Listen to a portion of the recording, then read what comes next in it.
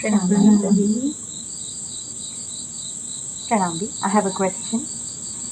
We all discipline, we all connect with nature, and hence we are able to safeguard. But there is so much of chaos in the world outside Vikul. How can one safeguard himself or herself? Okay. To understand this thing, the most important factor is that everybody should know that how the current human consciousness has been kept knowingly in ignorance and had been continuously attacked from all angles. तो अगर हम देखेंगे कि जो विश्व में चाहे वो खाना है, चाहे पानी है, चाहे वायु है, चाहे एजुकेशन है, चाहे हेल्थ केयर है, तो ह्यूमन कॉन्शियसनेस को हर एंगल से अटैक किया गया है। और वो किस लिए अटैक किया गया है? वो सिर्फ इसलिए अटैक किया गया है ताकि सबको अधिक से अधिक स्लेवरी में सिस्टम में लगा के रखा जा सके, सिस्टम को चलाए रखने के लिए। क्योंकि सिस्टम में वही लोगों को रखा जा सकता है जो सबमिसिव होंगे, जो अपनी फ्रीडम को, लिबरेशन को फोरगो करने के लिए रेडी है। और फोरगो भी वही कर सकता है उसको जो मतलब सबमिसिव है। तो सबमिसिव रखने के लिए फूड में चेंज करना पड़ेगा। और फूड में जब सारी चीज़ों में बदलाव हो जाएगा, फूड सारा ही अथॉरिटीज़ के कंट्रोल में आ जाएगा, तो उससे अथॉरिटीज़ क्या करती हैं? अथॉरिटीज़ उन्हीं सारे बिजनेसेस को प्रमोट करती हैं जो सारे आर्टिफिशियल डाइट पे लोगों को लेके जा रहे हैं। आज अगर देखेंगे तो लोग ज़्यादातर सिंथेटिक डाइट पे हैं, सिंथेटिक सप्लीमेंट्स पे हैं। लोग नेचुरल डाइट को सोच रहे हैं कि उससे हमारी रिक्वायरमेंट पूरी नहीं होगी। तो ये आइडिया सबको डाल दिया गया दिमाग में। और फिर दूसरी चीज़ है, सबको नेचर से डिस्कनेक्ट कर दिया गया है, नेचर से दूर कर दिया गया है। जबकि 5 एलिमेंटल बॉडी कहाँ सस्टेन कर सकती है? 5 एलिमेंट्स में ही सस्टेन कर सकती है। लोगों को ये पता है कि फ़ोन को कौन सा चार्जर देना है। अगर सी टाइप का फ़ोन है तो उसको सी टाइप का चार्जर लगाएंगे, आईफोन है तो आईफोन का चार्जर लगाएंगे। लेकिन लोगों को ये भूल गया है कि 5 एलिमेंट्स की बॉडी को 5 एलिमेंटल चार्जर से ही चार्ज किया जा सकता है। तो ये जो चेतना का विकास नहीं हो रहा है और इतना पतन हो रहा है, तो वो इसीलिए हो रहा है क्योंकि ह्यूमन कॉन्शियसनेस को हर तरफ से अटैक किया गया है। तो जब तक सब ये रियलाइज़ नहीं करेंगे कि हम लोग को कैसे हर तरफ से हमारे ऊपर मतलब अटैक करके कॉन्शियसनेस को नीचे रखा गया है, और चाहे वो फूड है, चाहे शिक्षा है। अब जैसे शिक्षा है तो शिक्षा देखेंगे तो एजुकेशन में क्या हो रहा है? एजुकेशन लेने के बाद भी लोगों को ये नहीं पता क्या खाना चाहिए, ठीक है? जबकि वो बेसिक फंक्शन है हमारी लाइफ का। धरती पे रहते हैं, आप किस किस पे सस्टेन करते हैं? फूड पे सस्टेन करते हैं, पानी पे सस्टेन करते हैं, वायु पे सस्टेन करते हैं। तो वो भी एजुकेशन का हिस्सा नहीं है। तो लोगों को ये पता ही नहीं है कि हमें किसी भी तरह से प्रॉपर एजुकेशन नहीं दी जाती है। एजुकेशन उतनी ही दी जा रही है जो कि उनको सिर्फ एक वर्कफोर्स या सिस्टम में काम करने के लिए ज़रूरत है। काम करने के लिए कितना आपको दबाया जाना चाहिए, उतना चेतना के स्तर को दबाते हैं। उतने ही एजुकेशन, वही एजुकेशन देंगे जिससे कि आपके अंदर कोई भी सवाल पैदा ना हो, आप किसी भी तरह से सिस्टम को क्वेश्चन ना कर पाएँ, and you become like completely dead in your consciousness. And that is also supported with artificial diet, then phone, then all kinds of waves in the cities. So consciousness is completely under attack. ठीक है, तो जब तक लोग ये realise ही नहीं करेंगे तो उसको करेक्ट कैसे करेंगे, उसका क्योर कैसे ढूंढ सकते हैं? जिस चीज़ को आपको पता ही नहीं है तो उस चीज़ का क्योर भी नहीं हो सकता। जिस चीज़ का पता होता है उसी का क्योर होता है। करेक्ट। तो सबसे पहले ये जानना ज़रूरी है कि हमारे भोजन में हम प्योरिटी कैसे लाएं।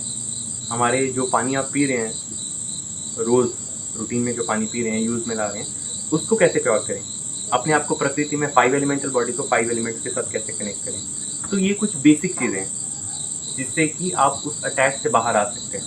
लेकिन लोगों को अभी ऐसा लगता है कि जो जो गवर्नमेंट्स हैं, जो अथॉरिटीज़ हैं, वो उनको मतलब सपोर्ट करती हैं, वो उनको सहायक है, वो उनका वेलबींग के बारे में सोच रही हैं। लेकिन ऐसा तो है नहीं।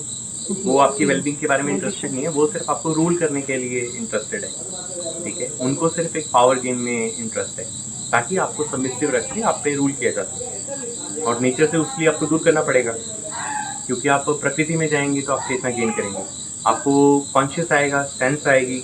सेंस आने पे आप सवाल पूछेंगे, आप क्यों गलत खाना खाएंगे जब आपको सेंस होगी। तो ये चीज़ें सबसे पहले रियलाइज़ करना बहुत ही इंपॉर्टेंट है कि कौन कौन कौन एंगल से लोगों को दिन दिन प्रतिदिन रूटीन में, रोज़मर्रा के जीवन में कैसे अटैक किया जा रहा है, कैसे उनको सबमिसिव बनाने के लिए गलत डाइट, गलत पानी, गलत वायु पे रखा जा रहा है, कैसे उनको शिक्षा के माध्यम से या हेल्थ केयर के नाम पे उनको कैसे मतलब उनको स्लेव बनाया जा रहा है। तो जब तक ये चीज़ें नहीं समझ में आएंगी तब तक कुछ और भी नहीं कर सकते। तो पहले इन चीज़ों को समझेंगे तो वो चीज़ तभी हो सकती है जब लोग अपने आप में इंटरेस्टेड होंगे। जब आप अपनी वेलबींग में इंटरेस्टेड है तो ऑब्वियसली आप खोजेंगे कि कैसे बेटर किया जाए। तो उसके लिए सिर्फ एक ही है, या तो डिसिप्लिन को चूज़ करें या डिजीज़ को और डिसऑर्डर को चूज़ करें। ठीक है, आज लोगों को लगता है कि डिसिप्लिन मतलब ग्राउंडिंग करना या नेचर में आना, नेचर में बेसिक डिसिप्लिन करना, उनको वो डिफ़िकल्ट लगता है और उनको एक टैबलेट खाना, पिल खाना आसान लगता है। जी ठीक है, तो इसमें ये अपना चुनाव है। It is purely one's own choice. What is easy? Discipline is easy, or artificial diet, and then disease and disorder and pain and pills are important, or pills are easy. So that one can decide for themselves. Once you decide for yourself, you're clear. Then you choose whatever is supporting your well-being. It's as simple as that. And it doesn't require any rocket science. If anybody wants their well-being, they will do right action. If you don't want your well-being, then you will always support system. Whatever system asks anybody to do, they will do that. So firstly knowing, and then taking the right action, rather than finding logics not to take the right action. So that's the simplest way which makes sense to me. धन्यवाद जी। धन्यवाद Yeah. प्रणाम जी। I have another question around elements. भी आपने हमें basic तो बता दिया कि 5 एलिमेंट्स है और किस तरीके से हम कनेक्ट कर सकते हैं. What will be the advanced level to that knowledge? Okay. Firstly, the basic is our body is 5 elements. Ji Then nature has 5 elements. Ji Correct. So those 5 elements manifest in our body as 5 senses. For example, nose, the sense of smell, is earth. Sense of seeing is fire. Sense of taste is water. Sense of touch, air. Air. Sense of hearing is sky. Right. So 5 elements manifest in us in 5 senses. So once we know that 5 elements is equal to 5 senses, so to bring oneself to sense, it's very simple, commonsensical pathway that one has to do something related to elements to come back to sense, and it doesn't require any kind of rocket science. Ji Right? So it is as simple as that. That's first. Now in the 5 elemental scheme, as human, we all are sustaining our body on air because we are airborne beings. Right? We are airborne beings. So we breathe and we can live in the ocean of air. Just like fishes and aquatic life, they breathe in the water. Right? So they are more related to water element. So we are related to air element. So we breathe in the air ocean. So we breathe in the air and our body sustains. That's how our life starts with the first breath we inhale, and the life ends with the last breath that we exhale. Correct? So that means in the 5 elemental scheme, in the spirit body, we have reached to the air element. So first element is earth, which is related to the root center. Second center is water, sacral center. Third is fire, solar center. Fourth is air, the heart center.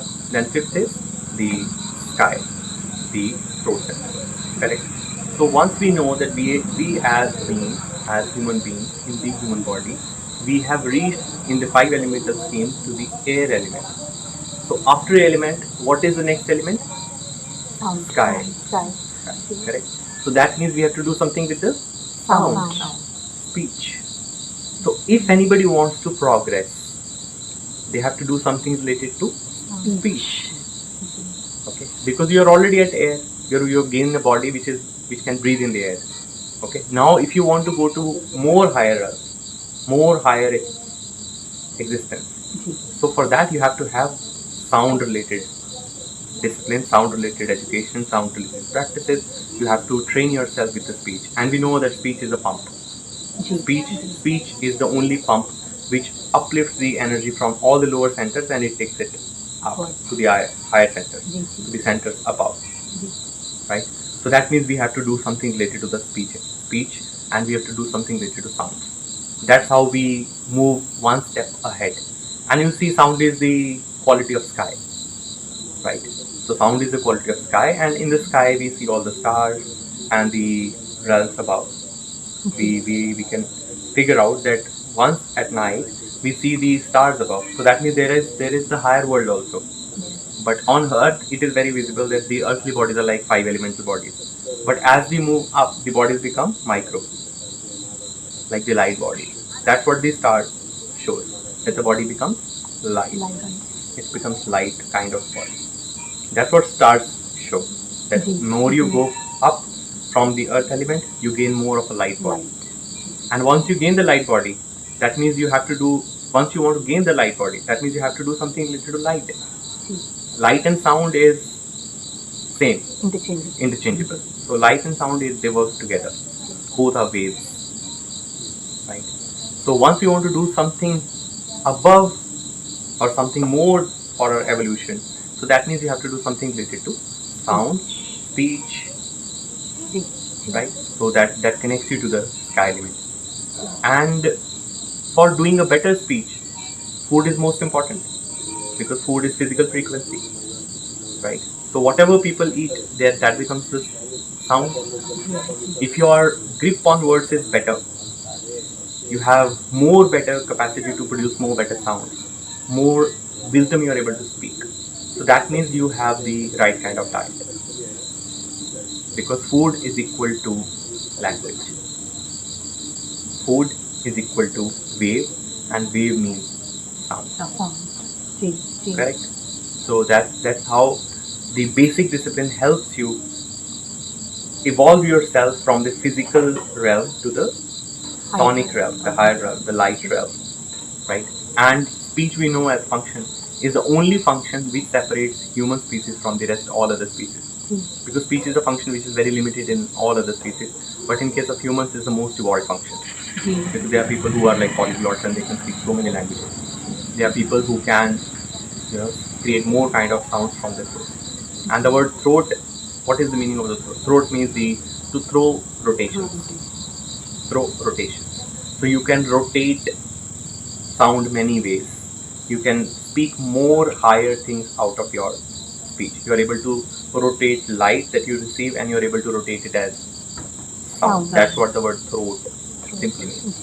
So if anybody wants to evolve in the five elemental scheme from the basic to the advanced, so speech is the most important factor. So speech practice and learning to produce more better sounds, learning to speak wisdom, knowledge, learning to speak glories of nature, glories of higher, glories of divine beings, speaking divine qualities out of your mouth.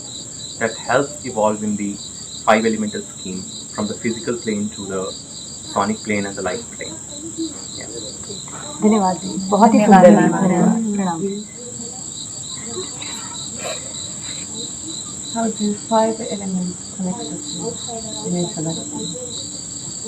Okay.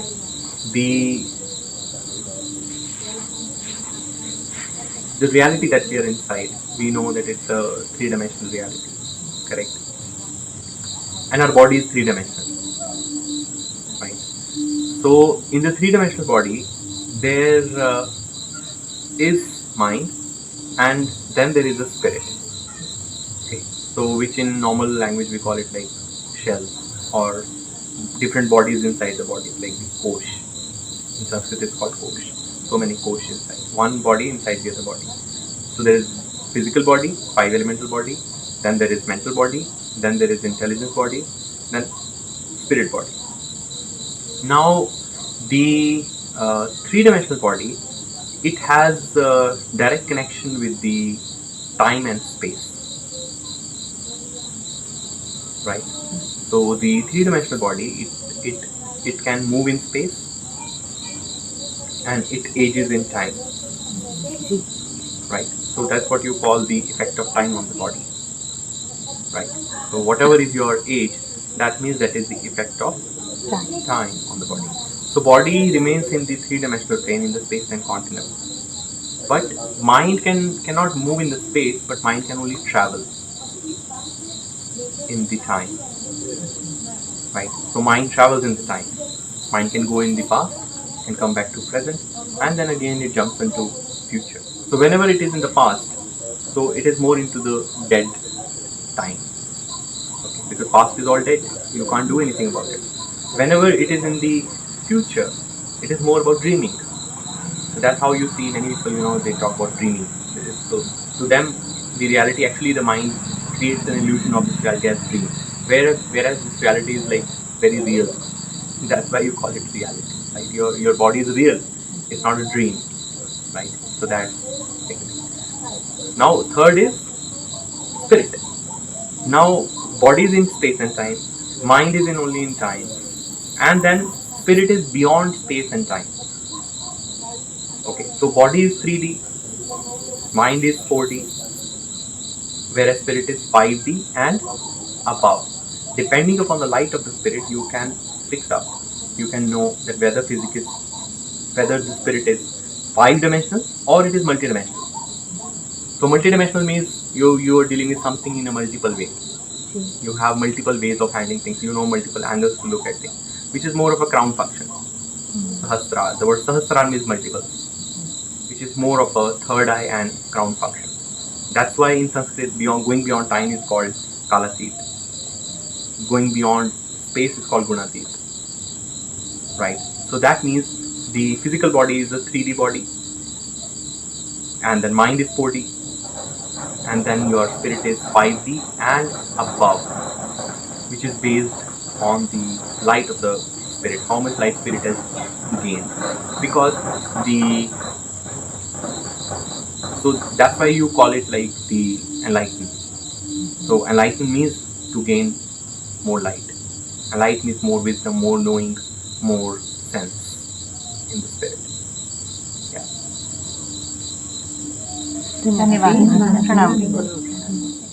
How do 5 elements connected to astral body? Okay. So we discussed around the 5 elements, and then we discussed about the 5 senses. Then we discussed about the 5 elements in nature. Correct. Now, our physical body, it is formed of 5 elements, and those 5 elements, they combine as wiring together in the physical body as 5 plexus. Okay, because our body is electric. So electric body. So electric charge, we know it travels through cords and wires. So we have the bigger cord called spinal cord. So spinal cord means it is clubbing of many cords together, big cord. So all those 5 elements, they run into our spinal cord and form like plexus. So whenever we are talking about the physical body, so that means we are talking about plexus. So now from electricity, the etheric force is created. Etheric force is generated. We eat food, it turns into electric force.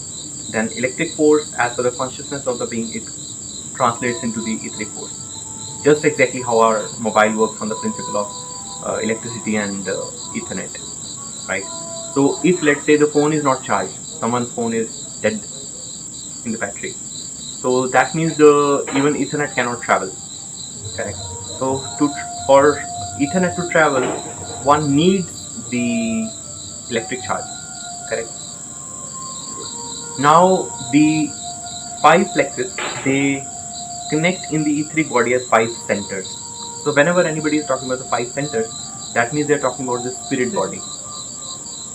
Right. And those centers are firstly in the physical body connected back to the glands. So spinal cord to glands to the spirit body as etheric force. Now the 5 centers, for example, root. Okay, the first is the root center, which is earth element. So now we know that. So earth element means it is ruled by Mars and Ketu. Okay, so root center is ruled by Mars and Ketu. So then sacral is ruled by Venus. Shukra, Venus. Shukran, Venus. Then solar, we know the name suggests. Solar means it is connected to sun. Right? Sun means solar body, sun. So then comes heart center. Heart center is ruled by moon. Then comes the throat center. It is ruled by the star of speech, the graha of speech, which is Mercury. Then comes the third eye center, the pineal gland. Third eye center. The third eye center is ruled by the Jupiter. So third eye center is ruled by Jupiter, which is the wisdom center. Then is crown center is ruled by Saturn and Rahu, because it is about the transcendental effect, and it is about the multiplicity of everything. So every effect is like multifold. You can multiply that effect many times. That's what Sahasrara does. So wisdom multiplier is third eye, and every effect multiplier and a bliss multiplier, or let's say every effect of the creation is multiplied by the Sahasrara. So the crown center gives more of a multiplier effect. So that's how you see the from root center it's connected to Mars and Ketu, and all stars have their rulership. But it doesn't stop there. For example, person's Mars and Ketu has some kind of connection in their horoscope at the time of their birth. So that is the opening balance of the person. How their nakshatras, they are like embedded in their basic chart. So that the horoscope of the person, it suggests the basic formation of their star cast, how their spirit body's composition as per the stars are. Because in their chart, Mars will be sitting somewhere in some nakshatra, Ketu will be sitting somewhere, Jupiter will be sitting somewhere, and Moon will be sitting somewhere. So they'll have certain nakshatras. So that means they'll have certain kind of effect in their spirit body. So the composition of the spirit body is suggested by the horoscope of the person, which is the birth chart, the first chart. Okay. Now the story goes even to nakshatras, from grahas to nakshatras, right? And whatever person does in their day-to-day, whatever actions they take, whatever they think, whatever they speak, whatever they eat, so it's all getting updated on their spirit body. And from the spirit body, it is getting updated in the sky, because stars are in the sky. We know that they are in the astral plane. So everything goes into the astral plane, which forms their astral body basically. So that's how you can figure out like how the physical body is carrying the spirit body, and the spirit body has centers, and the centers are connected to the astral plane. But not only just the 9 grahas, but the whole astral plane is embedded in a being as microcosm. So the word microcosm simply means the microcosmos, which is like Sukshma Jagat in Sanskrit. The body is Sthul, but spirit is Sukshma, means micro. So the whole creation is macro. So that macro's imprint, that macro's whole blueprint is kept inside the being. So that's how the whole physical body and the astral plane are connected to a being, and how their day-to-day is getting recorded live. So it's like a live feed happening like every day.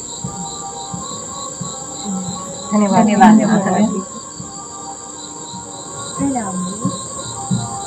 आप हमें राहु और केतु इन ग्रहों के बारे में बताएंगे।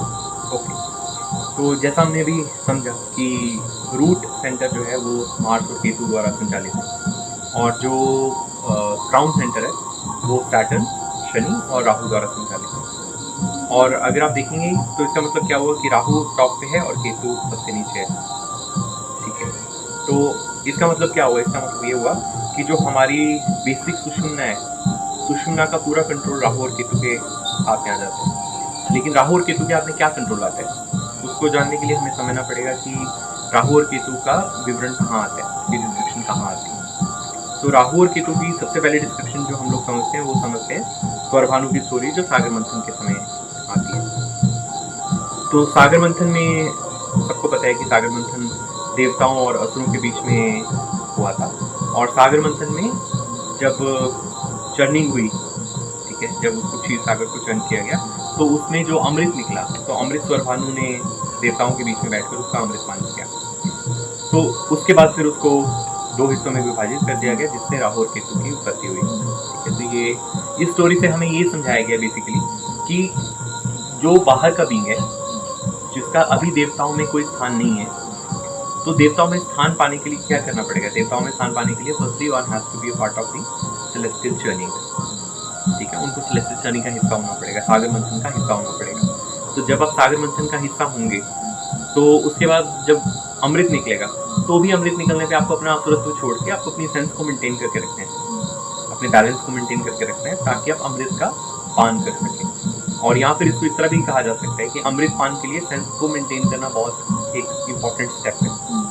ठीक है, तो राहु और केतु की स्टोरी जो है, सौरभानु की स्टोरी, तो किस चीज़ की तरफ इंडिकेट करती है? तो वो बेसिकली इंडिकेट करती है कि जो मनुष्य अभी इस जगत में है, जहाँ पे सेलेस्टियल टर्निंग हो रही है, तो देवलोक में हिस्सा पाने के लिए, अमरत्व पाने के लिए, ठीक है, तो उनको अमृत की आवश्यकता है। ठीक है, लेकिन अमृत कैसे मिलेगा? अमृत मिलेगा जब अपनी सेंस को मेंटेन करेंगे, बैलेंस को मेंटेन करेंगे, तो अमृत प्राप्त कर सकते हैं। इसे ये समझाया ना। तो Rahu Ketu story is more like the human story. So Rahu Ketu whole episode is actually indicating towards the humans who are not part of the divine world anymore. They are not part of the divine fleet, but yet they have to gain immortality. क्योंकि अमृत से क्या मिलता है? अमरत्व। अमरत्व मतलब immortality. तो अमरत्व मतलब इमोर्टैलिटी किसको चाहिए? जिसके पास अमरत्व नहीं है। ठीक है, तो जो कि मृत्यु लोक में है, और मृत्यु लोक में कौन है? मनुष्य। ठीक है, तो मृत्यु लोक में मनुष्य है। तो राहु केतु की स्टोरी जो है, it is the story of the human, it's the human story. तो जो कि इंडिकेट करती है कि the being has to maintain the balance so that they can become a part of the celestial turning. और अगर आप देखेंगे कि सेंटर में मेरू है और सेलेस्टियल टर्निंग पूरी हो रही है, स्टार्स तो मूव कर रहे हैं, तो जब आप स्टार्स को मूव करते हुए अगर आप देखेंगे आसमान में, तो जो ये मूवमेंट है, ये मूवमेंट क्या दर्शाती है? ये मूवमेंट दर्शाती है कि चर्निंग हो रही है। ठीक है, और चर्निंग से क्या क्या निकलता है? चर्निंग से विष निकलता है, बाकी के रत्न निकलेंगे, फिर अमृत भी निकलेगा। तो जब अमृत निकलेगा, तो अगर आप बैलेंस मेंटेन कर रहे हैं, तो आप उस अमृत को कंज्यूम कर सकते हैं, and you can become part of the higher world which are immortal world. So that's what one can basically understand from Rahu and Ketu. धन्यवाद।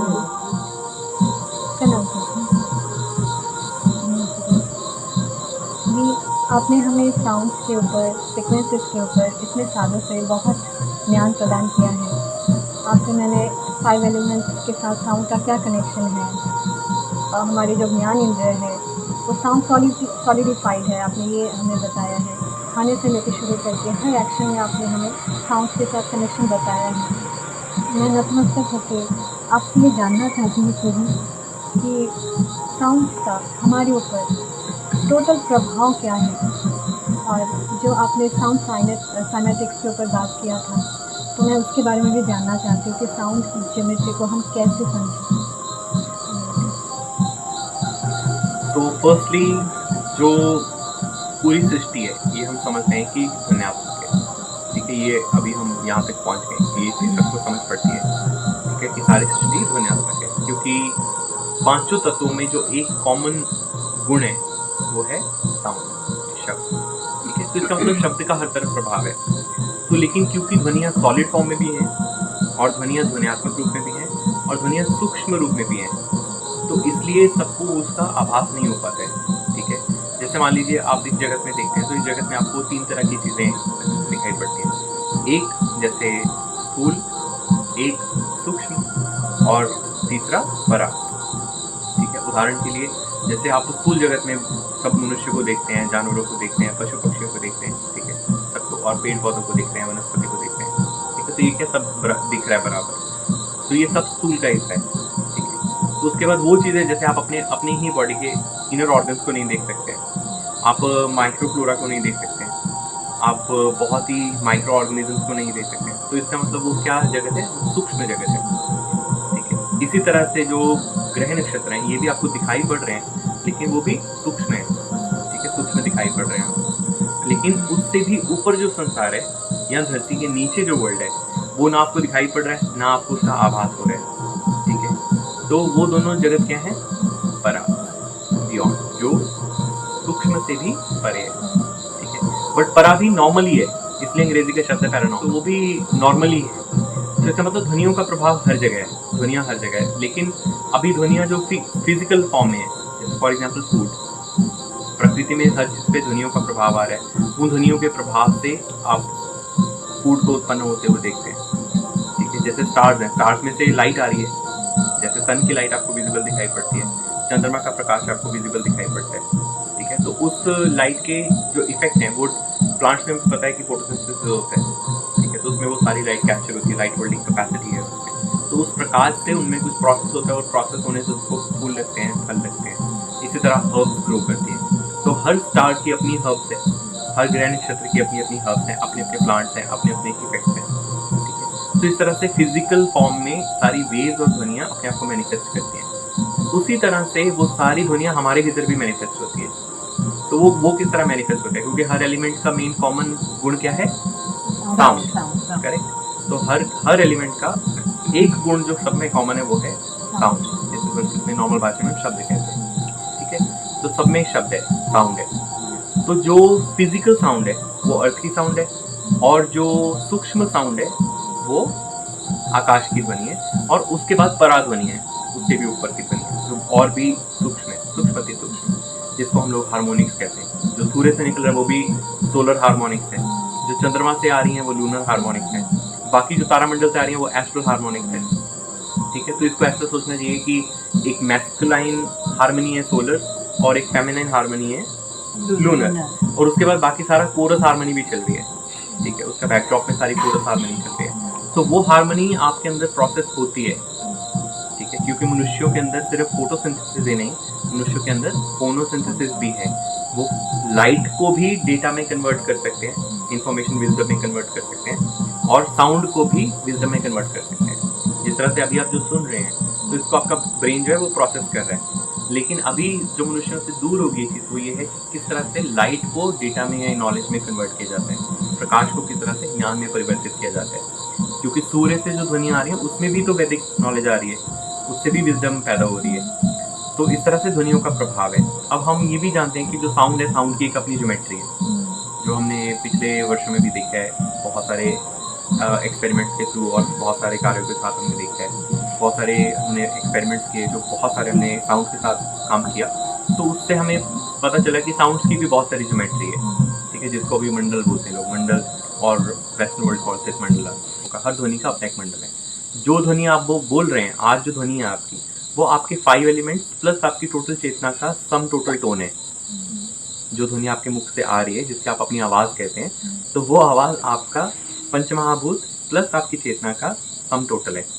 तो जो टोन कॉम्पोजिट बनती है वही आपकी टोन होती है, वही आपकी फ्रीक्वेंसी होती है, वही आपके जीवन की फ्रीक्वेंसी रहती है, और उससे आप और आगे बढ़ सकते हैं, और बेटर कर सकते हैं, उसमें और कंटेंट को चेंज कर सकते हैं, ताकि आपकी जो फ्रीक्वेंसी है और अच्छी हो सके और बेटर हो सके, ठीक है।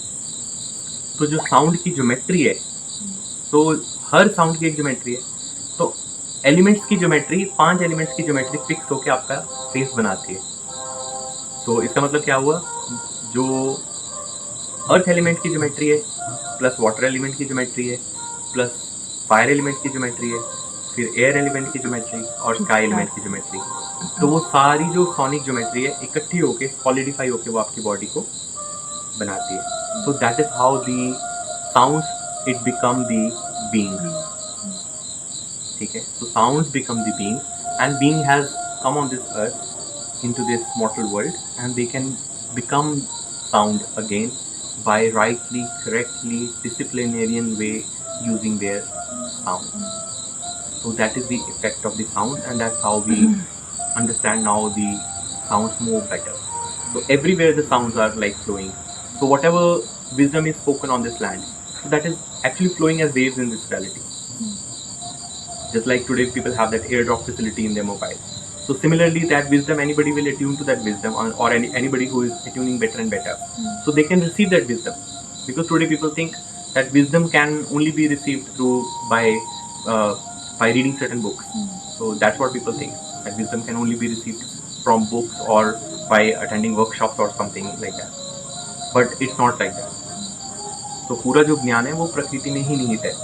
तो आप ज्ञान को प्रकृति से प्राप्त कर सकते हैं, क्योंकि सारी प्रकृति में ज्ञान की तरंगें, वेव जो हैं वो फ्लो कर रही हैं। जिस तरह से आप मोबाइल में डेटा रिसीव करते हैं, ठीक है, एक स्पेसिफिकली फ्रीक्वेंसी बैंड पर एट्यून होने पर आपका मोबाइल डेटा रिसीव करता है और आप डाउनलोड कर सकते हैं।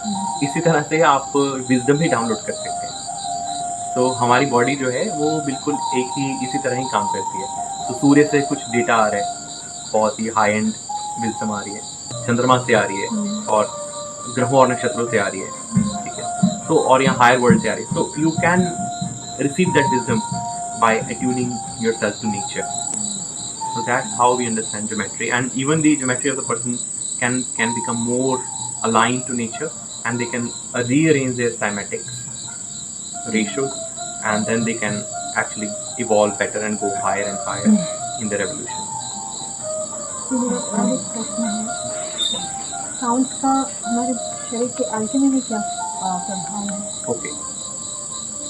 तो जिस तरह से हमने समझा कि फूड फ्रीक्वेंसी है, फूड फिजिकल फ्रीक्वेंसी है, ठीक है, और फूड जो पैदा हो रहा है वो सारे ग्रह नक्षत्र और तारामंडल और सूर्य चांद की तरंगों से इफेक्ट में आके सब पैदा हो रहा है, ठीक है। फॉर एग्जांपल जो अनाज पैदा हो रहा है धरती पर किसी एक स्पेसिफिक वर्ष में, तो उसमें कुछ तरंगे जा रही हैं तो वो पैदा हो रहा है।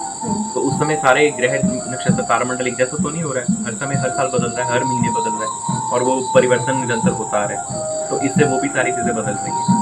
तो इस तरह से अनाज की क्वालिटी भी बदल रही है, ठीक है। जिस तरह से उसमें ग्रह नक्षत्र की हर साल में जा रही है तरंगे, वेव जा रही है, फ्रीक्वेंसी जा रही है, उसकी क्वालिटी भी वैसी चेंज हो रही है, ठीक है। तो उसमें भी वो प्रभाव आ रहे हैं। तो अभी उस फ्रीक्वेंसी को ना रिसीव करके लोगों को एक पुरानी ओल्ड डेड फ्रीक्वेंसी पर रखने के लिए जेनेटिकली मॉडिफाइड फूड पैदा किया गया है, ठीक है।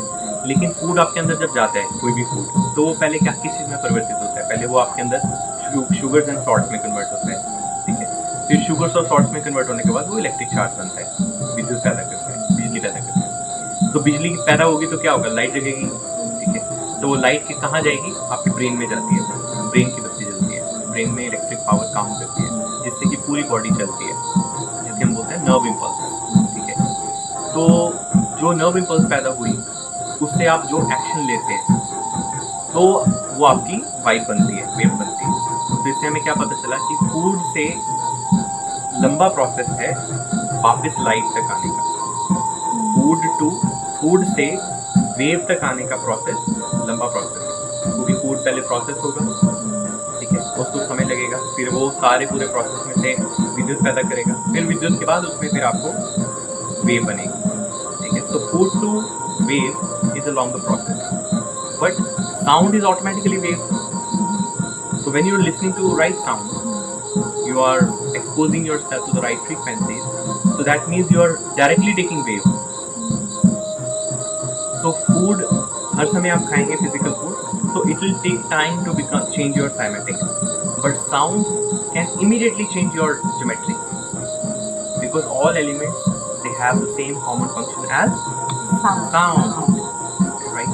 दैट मीन्स जो आप साउंड को अपने आप को एक्सपोज कर रहे हैं, जो भी ध्वनियाँ आप सुन रहे हैं और जो ध्वनियों को आप अभ्यास करें, तो उन ध्वनियों से आप अपने आप को डायरेक्टली ज्योमेट्रिकली चेंज कर सकते हैं, फास्टर दैन दी फूड, ठीक है। तो फूड सस्टेनेबिलिटी के लिए चाहिए, बट उसका इफेक्टिव वेव लेट है, डिलेड है, it comes later, but from sound the effect comes immediate, correct. तो इसलिए हमें जो ध्यान रखना चाहिए वो है कि हमें फूड सेंस तो चाहिए, लेकिन हमें सोनिक सेंस भी चाहिए, ठीक है। तो इसलिए हमें पांचों एलिमेंट्स की सेंस चाहिए। तो फूड सेंसेस मूलाधार earth element, but sonic senses throat sky. So if we have to cross sky, so we have to reach to the sonic sense, we have to gain the sense of sound. So that's how one being evolves from food to sounds.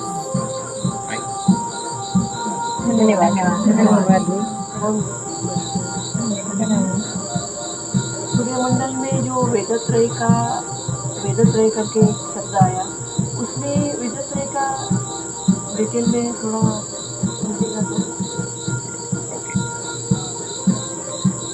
जो वेदत्रय का मतलब हुआ तीन तरह से वेद, ठीक है। वेदत्रय means तीन, और वेद मतलब वेद, तो वेद मतलब तीन तरह से वेद।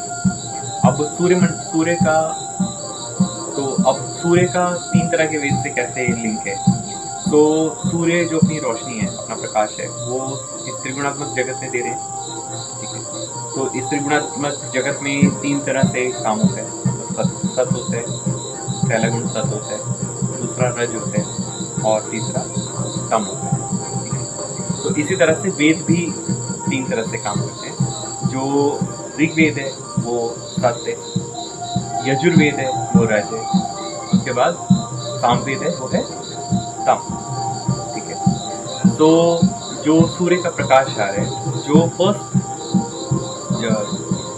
तो जब सूर्य उदय होते हैं तो सूर्य के उदय होने पर जो उसका प्रकाश आ रहा है वो सौम्य प्रकाश है। तो उस समय सूर्य अपने सत फॉर्म में है, वो अपने सत रूप में है। तो उनसे जो किरणें आ रही हैं, उन किरणों से जो ज्ञान उत्पन्न हो रहा है, जो वैदिक ज्ञान उनसे पैदा हो रहा है, वो ऋग्वेद का ज्ञान है। ठीक है, उसके बाद सूर्य जब पीक में आने से पहले होता है, ठीक है, संधि जिसको हम संधि बोलते हैं, तो सूर्य सेकंड में जब आता है, सेकंड अपने फेज में आता है, राइज करता है, तो उस समय वो रज किरणों में आता है। ठीक है, उसकी किरणें रज हो जाती हैं। तो उस समय जो ज्ञान पैदा होता है वो कौन से ज्ञान होते हैं? यजुर्वेद।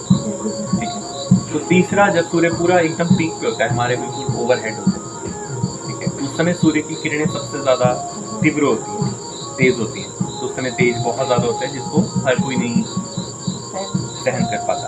तो उस समय जो उससे जो ज्ञान उत्पन्न हो रहा है उन किरणों से, वो सामवेद का ज्ञान उत्पन्न हो रहा है।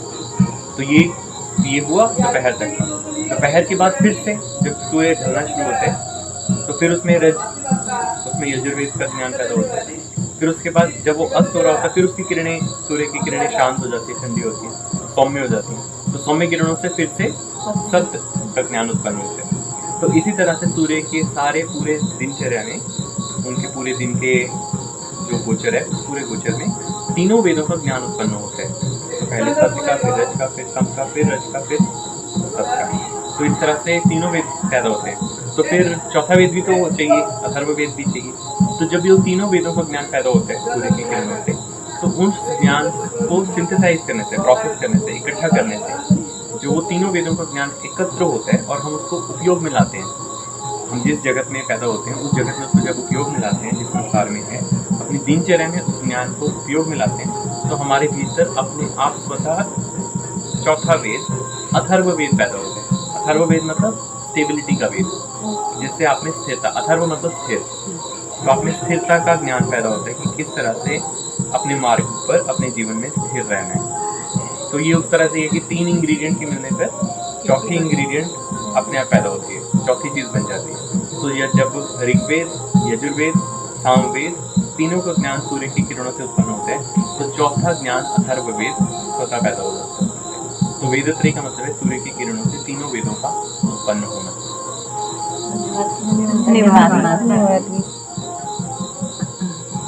मेरा प्रश्न आर्किटेक्चर से रिलेटेड है कि आज के युग में हम जब देखते हैं तो अभी का जो आर्किटेक्चर है उसका नेचर के साथ कोई कनेक्शन नहीं, सारे क्यूब बॉक्स बिल्डिंग है, सारे सीमेंटेड बिल्डिंग है। तो एंशियंट आर्किटेक्चर कैसे हुआ करता था? वो नेचर के समन्वय में होता था। तो इसे एक उदाहरण देके आप विस्तृत जानकारी इस पर दे सकते हैं? ये समझने को बहुत ही सरल है, क्योंकि जो पुराना जितना भी एंशिएंट आर्किटेक्चर आज हम देख रहे हैं संसार में, तो वो एंशिएंट आर्किटेक्चर एक्चुअली तारामंडल से कनेक्शन में था। जैसे पिरामिड मैंने बताया कि पिरामिड जो थे वो किसके कनेक्शन में थे? पिरामिड जो थे वो ओरायन के कनेक्शन में थे। ठीक है, तो इसी तरह से जो जितना भी बाकी का एंशिएंट आर्किटेक्चर है उसका भी किसी न किसी तारामंडल से कनेक्शन में है। अब तारामंडल से कनेक्शन में है तो हमें पता है कि तारामंडल की ध्वनि है, उसमें से कुछ हार्मोनीज निकले जैसे हमने भी आज भी डिस्कस किया। तो जो उसमें से ध्वनियाँ निकल रही हैं, उन ध्वनियों को किस तरह से अभ्यास किया जाए ताकि उस तारामंडल का प्रभाव लिया जा सके। जहाँ पे टोन्स को एम्पलीफाई करते हैं तो उसको आज की डेट में हम बोलते हैं टेम्पल। ठीक है, तो जो टेम्पल शब्द है, टेम्पल शब्द का मतलब ये है टोन एम्पलीफायर। तो जो एंशिएंट आर्किटेक्चर था वो टोन्स को एम्पलीफाई करने के लिए बना था, जिससे कि आज लोगों ने जिसको अभी नॉर्मल टेम्पोस में कन्वर्ट कर दिया है, यहाँ वहाँ पे सिर्फ चैंटिंग हो रही है 440 हर्ट्ज की, तो वो सारी चीज़ें हो रही हैं, लेकिन उसका तारामंडल से कोई कनेक्शन नहीं है, ना ही उनका राइट टोन्स के साथ कोई कनेक्शन है। जैसे उदाहरण के लिए मान लीजिए कोई टेम्पल था जो कि थर्ड आई से रिलेटेड था। ठीक है, थर्ड आई से रिलेटेड है मतलब थर्ड आई से रिलेटेड है तो मतलब उसका अर्थ हुआ कि वो मृगशिरा से रिलेटेड है।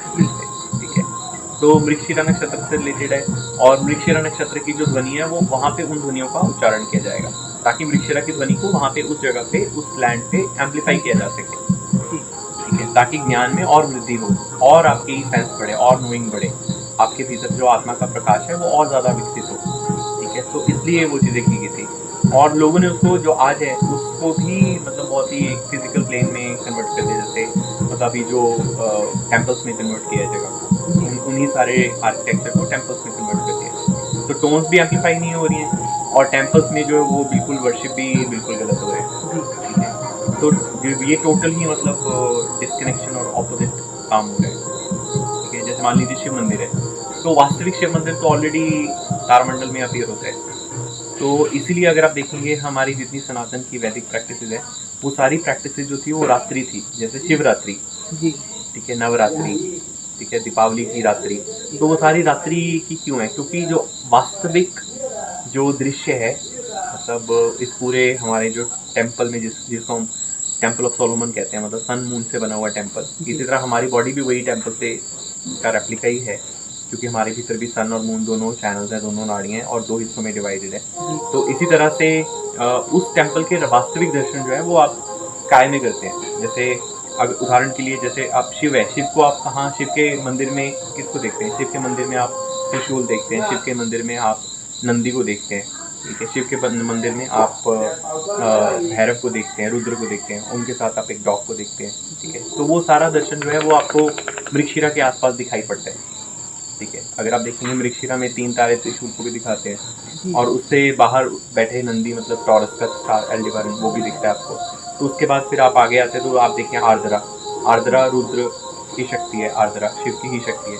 तो उसके आर्द्रा शिव के पास फिर कैनिस भी है, जो डॉग का, जिसको लोग डॉग कहते हैं, ठीक है। कैनिस इज जस्ट लाइक डॉग।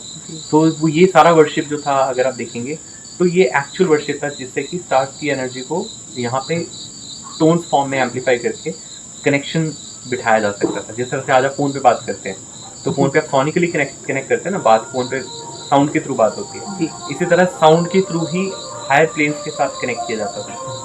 तो अगर आप देखेंगे कि जो पिरामिड है, पिरामिड ओरायन से रिलेटेड है, ठीक है, और उन पिरामिड्स में ही स्फिंक्स में डॉग है, ठीक है, डॉग को दिखाया गया है। तो वो क्या दिखाता है? वो दिखाता है Mrigashira and the Canis Majoris, which is like the dog chasing the Mrigshira star behind it.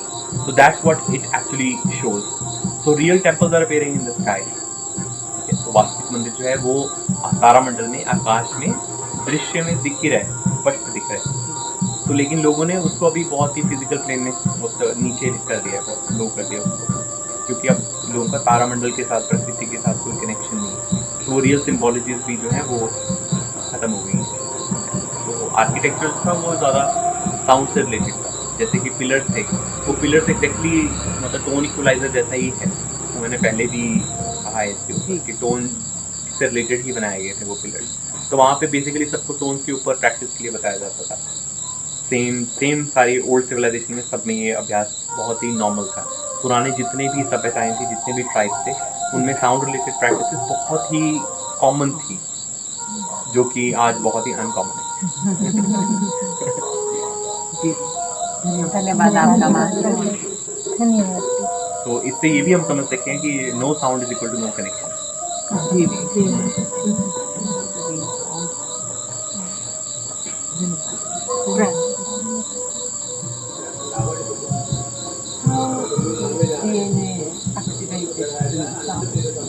So nowadays it's like a very common thing in the world that everybody is talking about DNA activation.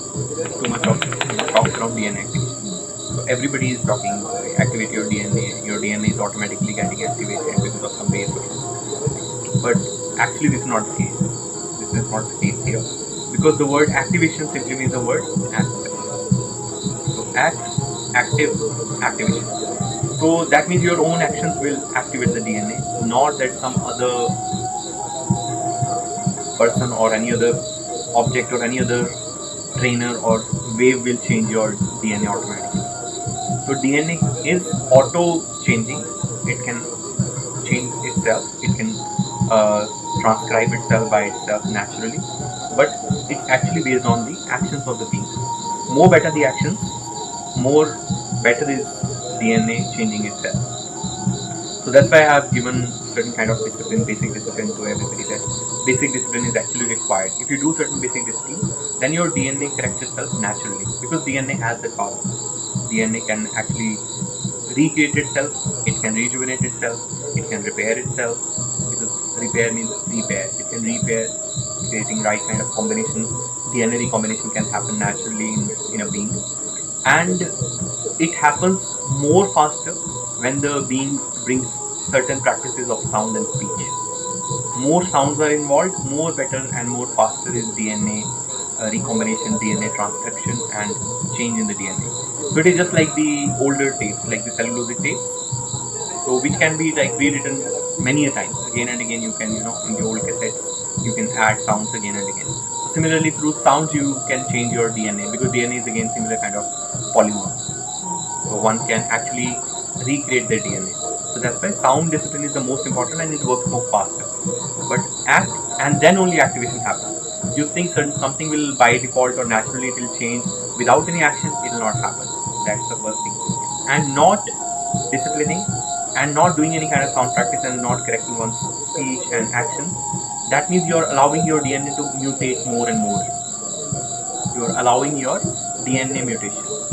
Mutation is a very important word that humans should know in this world today, because the word mutation, it has the root word mute. It comes from the word mute. So now beings are already like too much onto mute. People call it silence, but they are actually putting themselves to mute. And more they will practice to mute and keep quiet and not speak, not use their function of speech, that means they are devolving more. So being on mute is equal to mutation. So we should not confuse mute with silence. Silence is what all harmonies are coming on earth and people are not able to listen to it, right? But everybody should do certain kind of sound practice, so that their DNA does not go on more mutation, which has already happened in the last 2000 years. Because of mutation and all the mute practices, putting everybody to just quiet, mute, keep quiet, don't speak, just be quiet, be on your silence, practice more silence, and not using the function of tongue, which actually is very important for the human race, and the only function which separates the human species from the other species, as I said. So you are allowing more mutation to happen. And what that mutation will do, it will disable your functions more. It is just like you have a gadget, it has more functions, but you are putting all those functions on mute, and you're just devolving more and more in your basics.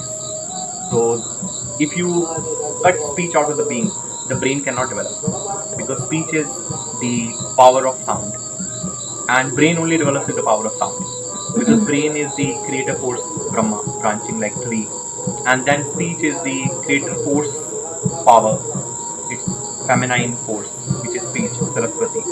So speech is Saraswati and brain is branching Brahma. So Brahma and Saraswati, they work together. That means speech and brain work together. More you're putting yourself to mute and not correcting your speech, means you're allowing yourself to go on more mutating. You're putting yourself to auto mutation and disabling your more and more function, thereby devolving more and more. So DNA can correct only, or DNA can only be activated once the person actually acts. And in that action category, the speech is the most important. Very much. In the knowledge I read on the word, actually first the word sannyas. Can you please give some explain that word, please? Okay, right. So the way of sannyas in the world today, we know what kind of sannyas this is talking about. Sannyas means you have to sacrifice so many things. You have to leave the family life, and you have to do certain kind of practices, wearing similar kind of uniform clothes. तो इसी को संन्यास बोलते हैं ना आजकल, यही हो गया. That monotonous life is considered to be संन्यास, और उसको बहुत ही बड़ा कर दिया है, क्योंकि संन्यास में then they added the celibacy. So that is the whole idea of sannyas today. But the word sannyas itself means what? The word sannyas is basically the Sanskrit word sam plus nyas. Okay, so sannyas शब्द संस्कृत के दो शब्दों सम और न्यास से बनते हैं. सम का मतलब होता है बैलेंस, सम संतुलन, ठीक है, सम इज बैलेंस, न्यास मतलब टू पिक अप, ठीक है, जो भी चीज आप पिक करते हैं हर चीज में बैलेंस को पिक करना, बैलेंस को सर्वोपरि रखना संन्यास। तो संन्यास अभी जो पिछले 500 वर्षों में संन्यास की जो एक छवि बन गई है, तो एक्चुअल में वो संन्यास है ही नहीं, वो सिर्फ प्रैक्टिशनर्स ने खुद से एक वे डिजाइन किया है because of this consciousness evolving to very low level, and then there is no naturality to it, they are totally away from nature. तो नेचर से दूर जाएंगे तो ऑब्वियसली संतुलन खत्म हो जाएगा, तो संतुलन को छोड़ के बाकी सब चीजें अभी संन्यास है, ठीक है, क्योंकि सम में रहना तो कोई ऐसा सैक्रिफाइस नहीं मांगते, सम में तो आप हमेशा रह सकते हैं, जैसे आपका बॉडी का सम, ठीक है, आपकी स्पीच का सम, आपके व्यवहार का सम, आपके खान पान का सम, ठीक है, आपकी दिनचर्या में सम, जिसको हम लोग आहारचर्या, ऋतुचर्या और दिनचर्या बोलते हैं, ठीक है। तो ये संन्यास के वास्तविक लक्षण है, ना कि अकेला सेलिबेसी और बाकी की सारी चीजें उसके साथ साथ एक ही तरह कपड़े पहनेंगे और फिर आश्रम में चले जाएंगे और किसी आश्रम में जाके वहाँ पे जाके कुछ अभ्यास करेंगे। लेकिन उसमें अगर आप देखेंगे तो जितना भी संन्यास अभी वर्ल्ड में पॉपुलर है उसमें बैलेंस शब्द ही नहीं है। उस संन्यास की जितनी भी प्रैक्टिसेस है, जो भी अभ्यास है, उसमें बैलेंस शब्द को छोड़ के बाकी सब कुछ है, जबकि संन्यास का अर्थ वास्तविक क्या है? बैलेंस, कि हर समय संतुलन को चुनाव कर पाना, हर समय संतुलन को चुनना। जब आप खाना खा रहे हैं उस समय संतुलन को चुन पाना, आप जब बैठ रहे हैं तब संतुलन को चुन पाना, आप कोई बात करें किसी से उसमें संतुलन को चुन पाना, अपनी इंद्रियों में संतुलन लाना। तो जितना आप सम लाते हैं तो आपकी इंटेलिजेंस बढ़ती है, जितना आप अपने आप को बैलेंस में रखते हैं उतना आपकी इंटेलिजेंस बढ़ती है। तो संन्यास में वास्तविकता में समाधि होती है, क्योंकि समाधि मतलब क्या है? सम और धी, समाधि, ठीक है। तो सम और इंटेलिजेंस मतलब बैलेंस इंटेलिजेंस आप में पैदा होती है जब आप सारी दिनचर्या में, आहारचर्या में, ऋतुचर्याओं में बैलेंस को चुनते हैं, तो ऑटोमेटिकली आप में समाधि की अवस्था पैदा होती है, which is a very balanced state inside you. Balanced bliss state is called समाधि। तो बैलेंस्ड ब्लिस स्टेट कैसे आएगी? क्या वो बिना बैलेंस के आएगी? तो इसलिए बैलेंस ब्लिस स्टेट समाधि के लिए संन्यास तो होना पड़ेगा। तो अभी जो संन्यास है उसमें बैलेंस नहीं है, तो इसलिए बैलेंस को सर्वोपरि रखना चाहिए। और मेरे दृष्टिकोण से इस संसार में हर व्यक्ति बैलेंस कर सकता है, और जो जहाँ पर है वहीं पे बैलेंस कर सकते हैं। उसके लिए किसी पहाड़ की चोटी पे एक टांग पे खड़े होने की जरूरत नहीं है, और आप किसी भी घर में रह के, कहीं भी रह के प्रकृति के साथ योग करके आप संतुलन में आ सकते हैं। तो संतुलन को चूज कर पाना और संतुलन को हर समय चुन पाने की जो क्षमता है अपने आप में लाना, वो संन्यास है। धन्यवाद। प्रणाम। एक्सपीरियंस बीच को हम कैसे समझें? तो एक्वेरियन का जो साइन है, कुंभ का जो चिन्ह है, तो वो साइन है दो वेव्स, ठीक है। तो कुंभ का जो युग है वो इथरिक और इलेक्ट्रिक एज के बारे में है, क्योंकि दो वेव हैं। तो एक वेव हम सुन सकते हैं इथरिक और एक है इलेक्ट्रिक। तो इथरिक इलेक्ट्रिक वेव, तो हमारी बॉडी भी इथरिक इलेक्ट्रिक है। तो इससे हमें ये समझ पड़ता है कि कुंभ युग में आप अपनी बॉडी के जो सीक्रेट्स हैं, which are more related to ethernet, ether, sky element, waves, sound, electric wave, तो उन सारे आप चीज़ों को आप बहुत ही, उन सारे मैटर्स को आप और साइंटिफिक वे में समझ पाएंगे। तो अगर आप देखेंगे तो आज के युग में जो पिछली जो एज थी उसका प्रभाव अभी भी लोग ड्रैग कर रहे हैं, ठीक है। पिछली जो एज थी वो थी पाइसेस, ठीक है। पिछली एज जो थी वो, तो उस एज में ज़्यादातर सब मान्यताओं पर चल रहे थे, बिलीफ्स पर चल रहे थे, ठीक है। तो अभी बिलीफ से अभी हमें लॉजिक की तरफ जाना है, हमें और बेटर साइंटिफिक लॉजिक्स की तरफ जाना है। तो क्योंकि अभी पिछली एज खत्म हो रही है और नई एज ऑलरेडी शुरू हो चुकी है, क्योंकि हमें कैसे पता चलता है कि कुंभ का युग शुरू हो चुका है? तो अगर आप देखेंगे आपके हाथ में ऑलरेडी कुंभ की जो चीज़ें हैं वो आ चुकी हैं, कुंभ के युग की चीज़ें आ चुकी हैं, ठीक है। तो कुंभ के युग की चीज़ क्या है? मोबाइल, ठीक है, क्योंकि वो इलेक्ट्रिक भी है, ईथरिक भी है, ठीक है, और वेव से चलता है, क्योंकि वाईफाई आपको दिखता तो नहीं है लेकिन वेव काम करती है। इसी तरह से जिस तरह से वाईफाई दिखता नहीं है लेकिन वो काम करता है, मोबाइल के अंदर चार्ज से ईथरनेट डाउनलोड कर सकता है डेटा को, इसी तरह से हमारी बॉडी भी चार्ज से जो डेटा है, कॉस्मोस का डेटा है, यूनिवर्स का डेटा है, तो उस डेटा को वो डाउनलोड कर सकती है वेव्स के माध्यम से। ठीक है, तो एक्वेरियन एज में हम लोग अपने और हायर फंक्शंस को जान सकते हैं, साइंटिफिकली जान सकते हैं, और आपके हाथ में मोबाइल प्रत्यक्ष दिखाता है कि आप ऑलरेडी जो है वो एक्वेरियन एज में लैंड कर चुके हैं। जैसे एक सॉफ्टवेयर में होता है ना, तो उसमें अपलोड करते हैं तो वो कहते हैं अपलोड सक्सेसफुल जब अपलोड हो जाते हैं। तो इसी तरह से इस रियलिटी में एक्वेरियन एज की सिंबोलॉजी सक्सेसफुली अपलोड हो चुकी है, क्योंकि सबके हाथ में मोबाइल पहुंच चुके हैं। चाहे आपको वो पता है कि इलेक्ट्रिकली काम कैसे करता है या नहीं पता, चाहे आपको ये पता है कि वो इलेक्ट्रिकली काम कैसे करता है या नहीं पता, लेकिन सबके हाथ में इलेक्ट्रिक टेक्नोलॉजी पहुंच चुकी है। तो ये एक क्लियर इंडिकेशन है कि आप ऑलरेडी एक्वेरियन एज में आ चुके हैं। लेकिन अभी भी लोग जो है वो पाइसियन एज को ट्रैक कर रहे हैं, साथ में लेके जा रहे हैं, क्योंकि अभी तक वो पिछली मान्यताओं के साथ सारा वो सिस्टम चल रहा है, उनका अभी का जो तंत्र है वो सारा उस पर निर्भर है, और उनकी व्यवस्था आज की जो उनका डे टू डे लाइफ है, उनके प्रोफेशन है, उनके वर्क है, वो सारे जो हैं वो पाइसियन एज पर ही डिपेंडेंट है। तो इसलिए अभी भी वो पाइसियन एज को ही लेके साथ में चल रहे हैं, जबकि हम लोग ऑलरेडी एक्वेरियन एज में आ चुके हैं। तो अभी लोगों को ज़्यादा नॉलेज की तरफ जाना पड़ेगा और सेंस गेन करनी चाहिए, ताकि आप इस रियलिटी के हायर फंक्शंस को लॉजिकली, साइंटिफिकली और इंटेलिजेंस के माध्यम से समझ सकें। ठीक है, क्योंकि एक्वेरियन जो साइन है, जो एक्वेरियस जो साइन है, वो शिव का साइन है। Shiva is not a 2-eyed being, it's a 3-eyed being, and Shiv means wisdom. So now people can have more wisdom directly to their access. People can access more wisdom ethically and electrically. So that's how people should now have more better operating system, which is natural operating system, Vedic operating system, which I call as VOS, rather than still going by the old Piscean system, which is reptilian operating system. तो अभी लोगों को नया system जो है वो उसको VOS को अपलोड करना चाहिए और अपने लाइफस्टाइल को और बेटर करना चाहिए, ताकि आप एक्वेरियन एज की सारी चीज़ों को ज़्यादा बेटर वे में और एक्वेरियन एज की सारे सब्जेक्ट्स को, मैटर्स को और बेटर वे में समझ सकें, और नई चेतना को, एक्वेरियन एज कुंभ युग की चेतना को आप अपने आप में डाउनलोड कर सकें, उसको एक्सेस कर सकें। तो वो तभी हो सकता है जब आप एक्वेरियन चीज़ों को, सिम्बोलॉजी को यूज़ करेंगे, ना कि पाइसियन एज में बिलीफ को लेके चलेंगे लेकिन मोबाइल एक्वेरियन एज का यूज़ करेंगे। So that dualism has to end now.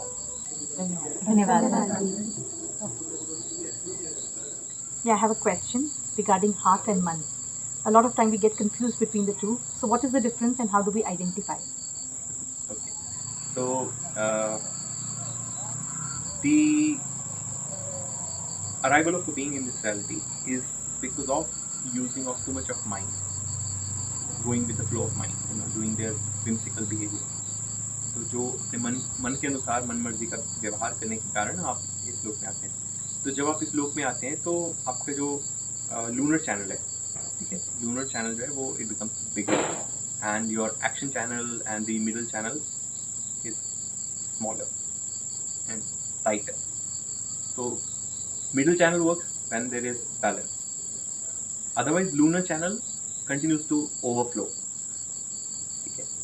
So lunar channel in the physical body is related to the heart center in the spirit body, because heart center of the spirit body is ruled by moon.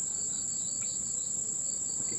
Now you see most of the times people are confused about heart and mind. They don't know whether they're saying from the heart or they're saying from the mind. Ji, Right? ji, ji. So I would say that there is a channel, the lunar channel, which in the scriptural way or in the Sanskrit way we call it as Manobaha. Manobaha, the word itself is mind. Man means mind, Baha means flow. So mind is flowing continuously. So most of the time people think it is their heart, but it is basically the mind overflowing. That means the Manobaha channel is working more and more, not the heart. Whereas if actual heart center is working, not the Manobaha, then you will be more interested in your evolution. You will have more open heart for your evolution, because your heart center is working, and you will be rhythmically connected to nature, because we know heart's only function is to beat. Ji. So that similar symbology goes to heart center as a rhythm, Spirit body. Ji. right? Pulsating and creating rhythm in alignment with nature, in harmony with Nature. So nature has a rhythm, nature has a harmony, your heart has a harmony. So they are both beating together at the same rhythm and creating more harmonious environment inside you. When your heart is like very happy, very joyous, very blissful. Otherwise, the most of the time, the Manobaha channel, the lunar channel, is working more often, and it is the only channel which is working. So how would you differentiate whether it is the Manobaha or the heart? So first, Manobaha does not allow the being to evolve. It allows only being to do whatever they want to do, other than their evolution, other than their own spiritual progress. That's the first. Now, when heart is working, it pushes you more to liberate yourself, because heart center, it is the center which is above the solar center. That's how the solar and the lunar center, they are pushed towards each other, and they are up. The heart center is above the diaphragm, solar center is below the diaphragm. To understand in that way, right? So the heart center and lunar center, so the solar center and the heart center, they are bridged by a Vayu or Udana Vayu. So heart center would be activated only when you are working on your evolution. जी That means you are uplifting yourself from the physical plane. That's when your heart center works. Otherwise, it's only the Manobaha which is working. So most of the time, because it is Manobaha, so people can confuse it with heart or dil, but they most of the Actually, time they mind use the word working. mind actually. So but वो मन ही काम कर रहा होता है, and certainly to break the mental construct, it is the most difficult thing. Ji And that is how the mental things are like enhanced in the world. That's how more and more mental things are brought into the world. आप देखेंगे psychology में कितना boom आया है, workshop culture में कितना boom आया है, साइकोलॉजिकल डिसऑर्डर्स में कितना राइज हुआ है, और डिप्रेशन कितना राइज हुआ है, because there is only lunar channel, the Manovaha is working, but the heart centre, actual heart centre is not pumping, it's not actually functioning, it's not active even, because it will only get activated once you work on your evolution and you do certain basics, because heart center comes the fourth, but before that there are three centers that one has to actually activate and have some kind of balance in them, and these centers activate only once you have balance. Without doing any kind of balance, these centers don't get activated. So the negativity is the marker of mind. जी जी जी जी Actual evolving positivity is the marker of heart center or your heart. Okay. The Manobaha is keeping you only in thoughts and imaginary situations and imaginary things which you have not even seen.